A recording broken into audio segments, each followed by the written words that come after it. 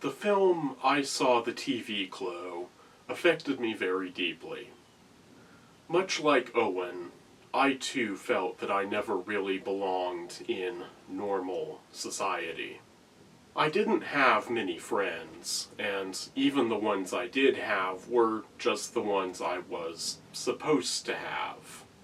As a result, I didn't really like my boyfriends all that much. Even the boyfriends that I did like, I found out didn't really like me all that much.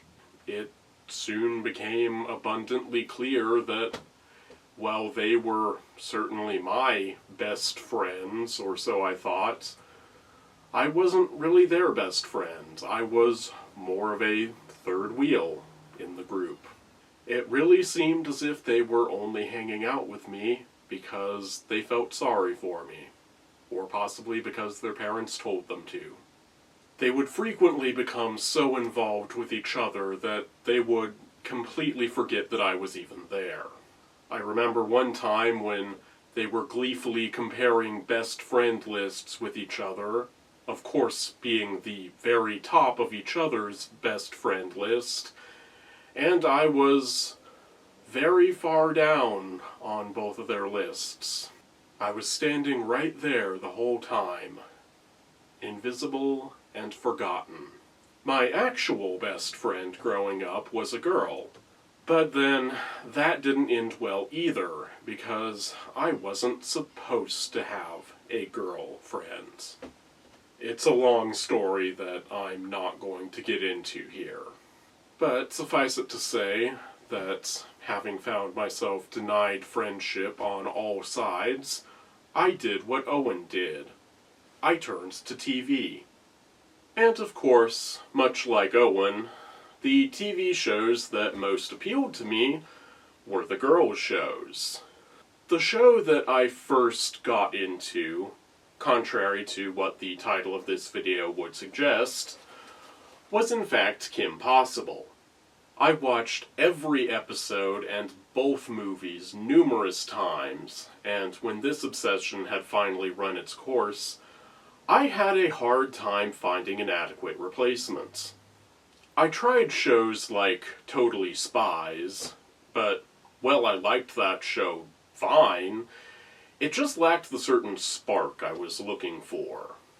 But then, around 2013, I finally found the show that would fill that spot going forward, and in what would prove to be a much more intense degree.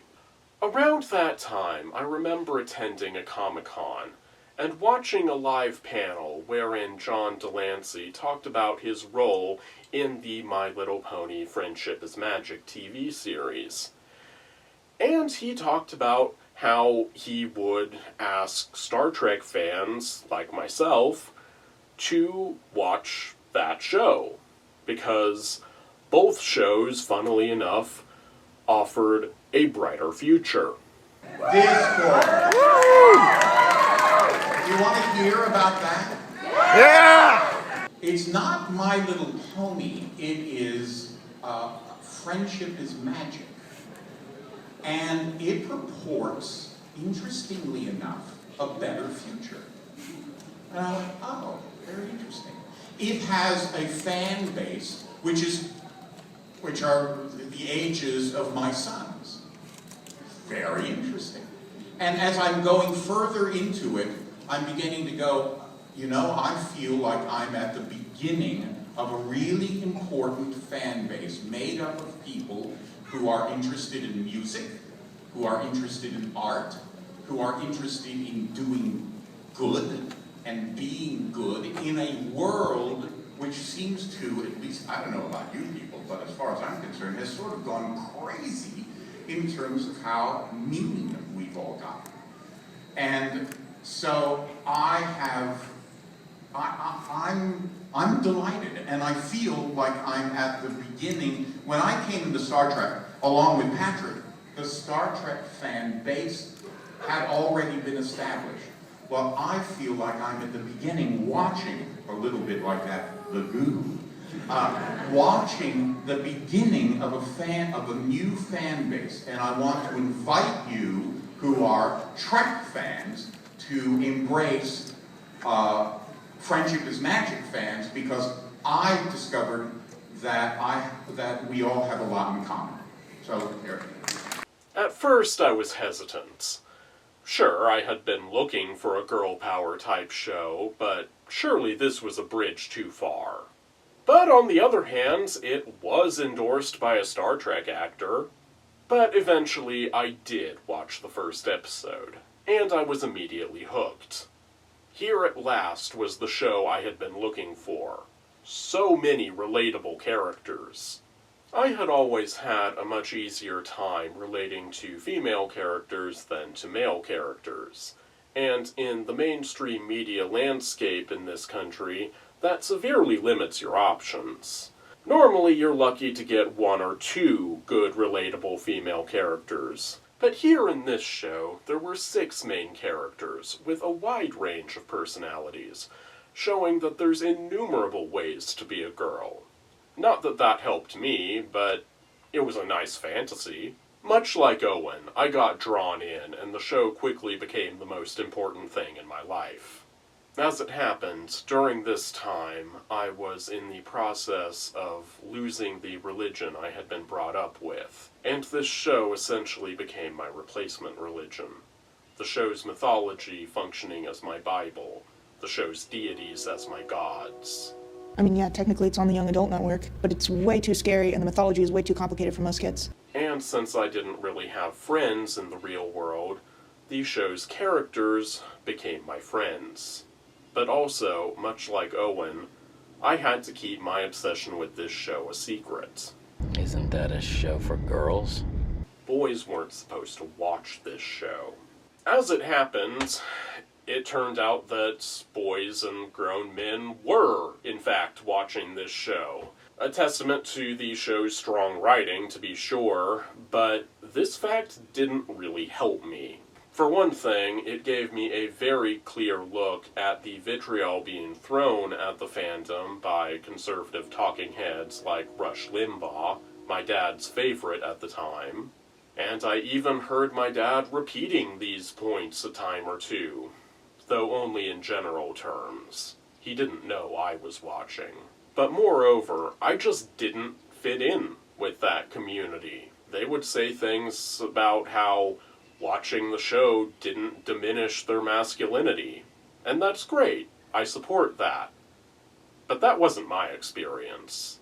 For me, masculinity was never something I desired or sought out. So whether the show was diminishing my masculinity, or whether there was never any masculinity there in the first place to be diminished, wasn't really all that important to me. To me, the show was everything.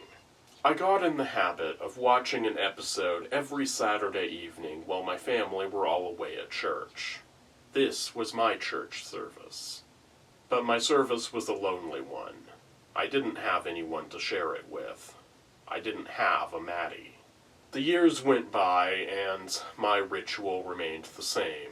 I did manage to tell my older sister about my secret. She had had a similar and parallel journey out of our childhood religion, and so she too was coming to have a growing disdain for patriarchal norms.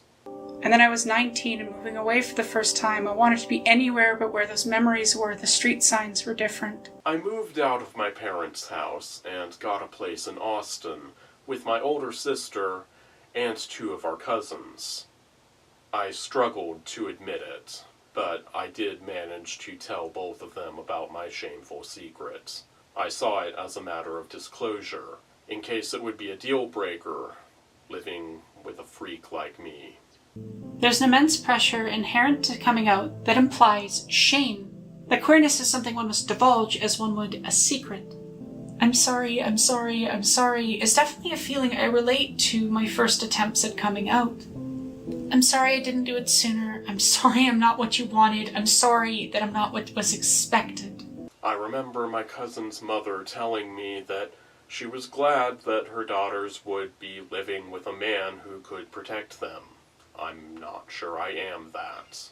Ever since I can remember, I have felt disconnected from my existence, drifting aimlessly from one thing to another, sometimes barely aware. Time wasn't right. It was moving too fast. It was like that moving to Austin, and for much of my time there. And then I was back home again, back at my parents' house, having to hide myself again. But it didn't really matter. It didn't feel real anyway. Only the show felt real. At one point, I think it must have been before I left for Austin, there was a certain plot point, the climax of Season 3, that really messed me up. The main character of the show, Twilight Sparkle, a mortal unicorn pony, was made into a deity by a trick of magic. The body horror of sprouting wings, the implications of immortality. I couldn't believe what they had done to her, what they had tricked her into. At this time, I was in therapy for an unrelated situation. The aforementioned situation wherein things ended badly with my childhood best friends. But in session that week, I couldn't talk about what was really bothering me. I should have been upset about losing my friends, and of course I was, but right at that moment, I was more upset about what had been done to Twilight, my other friends. Perhaps the loss of my real friend was simply too big of a problem to handle, and so my subconscious substituted the objectively smaller problem of a disliked plot point of a TV series. But either way, being unable to be honest about my problems, there was really no point in being in therapy. So I quit going. And really, if you thought about it, what was the point of going to therapy in the real world in the first place if your problem was in the other world? Eventually, I came to terms with the show's developments, though I never really forgave Celestia for her non-consensual bestowing of divine powers onto her pupil. I had always been wary of Celestia, but this solidified to me that she wasn't to be trusted. She was a trickster god. She had banished her own sister to the moon for 1,000 years for questioning her authority. And now she had tricked her protege into ascending to godhood to rule alongside her through cunning and magic and lies. Others might have seen her sister Luna, who became Nightmare Moon, as the trickster, or they may have seen John Delancey's character, the chaos god Discord, as the trickster figure. But I knew the truth. Celestia was the true trickster of the universe. As my childhood faith crumbled all around me, it's no wonder that I latched onto the rich mythology of Equestria.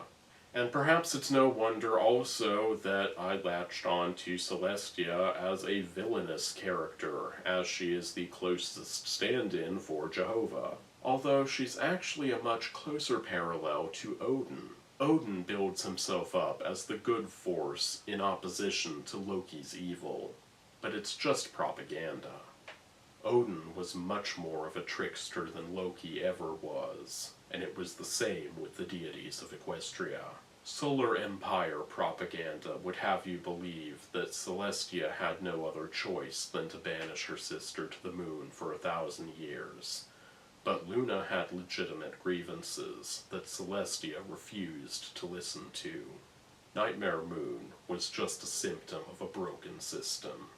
Luna lost control in the face of the dark magic she took on. But what was she supposed to do?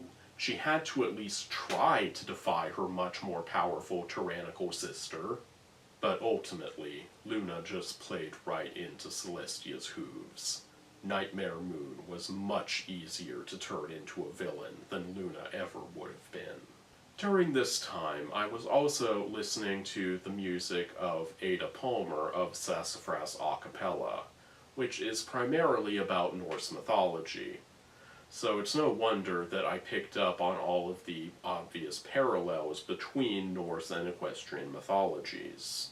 I even made a few music videos featuring Ada Palmer's music and clips from the show, which paired remarkably well. For and when I asked to make us brothers and to share all that we were, how could anyone resist becoming part of what I thought you were? But as your blood coursed through me, I could feel our powers mix. Your sight, your burn, my sacrifice, the fears of man, the rage of ice, my wisdom, cunning, hunger, heart, your secret plans and secret arts. Began the fires of Muspel, he snatched from the giants and used them to banish the Jotun defiance, and fashioned the sun and the moon and the stars, and he taught us to make just a little bit ours. My brother, my enemy, don't dare say the word destiny. I offered you the best of me, you turned it into this. My traitor, oath breaker, don't say you had no choice. He was my son, it was your promise. There are things I can't forgive, and this is one. And though this world may burn, I'll see my justice done. Little one, my little one, lick free through the timbers and feast on the children of jailkeeper man. Your parent roamed free, burning forest to embers. Recapture that birthright whenever you can. I also did fan art and dabbled in fan fiction, both reading and writing, though the one I was writing never went anywhere. The premise of the fanfic that I was attempting to write was that it finally came to light that Celestia was a deceitful trickster and not to be trusted. But that's as far as I got. Try as I might, I couldn't think what to do from there.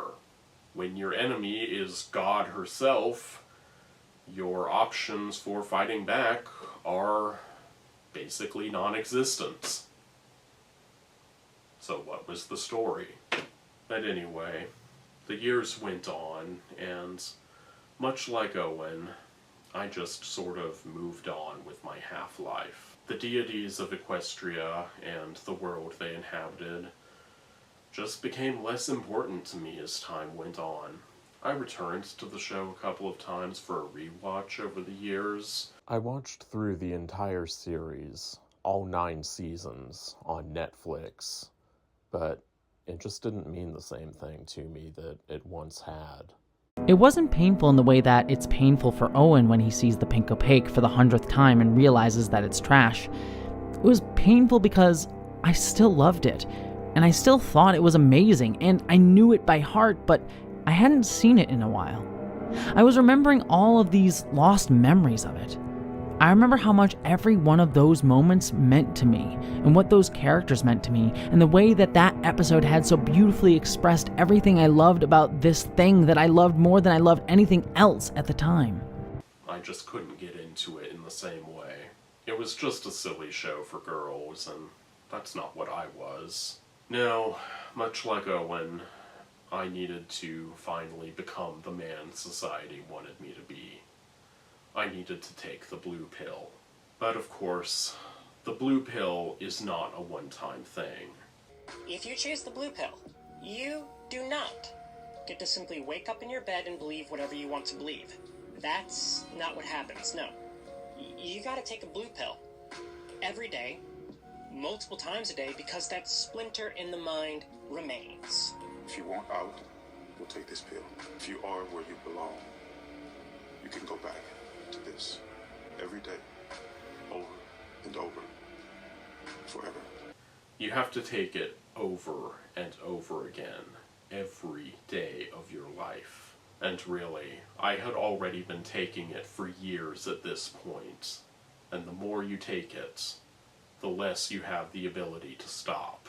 I don't put much stock in what the Catechism of the Catholic Church says these days, but there is one bit that does nicely illustrate this concept. It's an illustration of the paradox of freedom, wherein you have to be free to choose sin, but in choosing sin, you become less free, because every time you choose sin, your ability to say no to sin the next time becomes weakened. Because it becomes harder and harder to choose not to after choosing to even once, and even more so for each subsequent choice. Now, of course, I don't find much value in the Catholic concept of sin anymore, but there is still some truth to this, as we can see in things like addiction to drugs and alcohol, or indeed, addiction to the blue pill. Once you start taking it, it is very hard to stop, and I have been taking it for years. And that's kind of where I've been stuck ever since. Maybe someday I'll be able to live as my true self. Just like with Owen, there is still time. But it is running out. It is not infinite. At least I've made some more progress than Owen has. But really, I've barely done anything. Well, that's kind of a downer ending. I was really hoping for more of an unambiguously happy ending, not just the same damn ambiguous ending, but here we are. One kind of a cool thing that isn't scripted, but something I want to mention before wrapping up here, is that I saw the trailers for this movie and was very intrigued, and I meant to see it when it first came out, but things came up as they do, and I forgot to do it. I was putting it off for various reasons, forgot to get it while it was still around, but I kept seeing the tagline of the movie, "There is still time," and I was seeing that over and over again in YouTube video recommendations and reviews online and all sorts of things. I would see that, and I finally decided to look into it, and I was like, is there still time? Maybe there is still time. Maybe I haven't waited too long, and there is still time to see this in the theater. And just as in the context of the movie, certainly time is not unlimited. Time is running out, so I did a quick search to see what I could find online, and I just happened to snag the last showing in my area. So I got tickets and took a group of friends to go see it, and yeah, it was the last showing in my area. There were a few further out, limited showings, a couple scattered, but yeah, it was the very end of the run, and yeah, last in my area, so that's kind of cool. So it's not exactly a happy ending, but it's kind of a funny story to end on. So, Pink Pony Club, I am gonna take you to the Pink Pony Club. I am gonna take you down in West Hollywood. I am gonna take you to the Pink Pony Club. Pink Pony Club.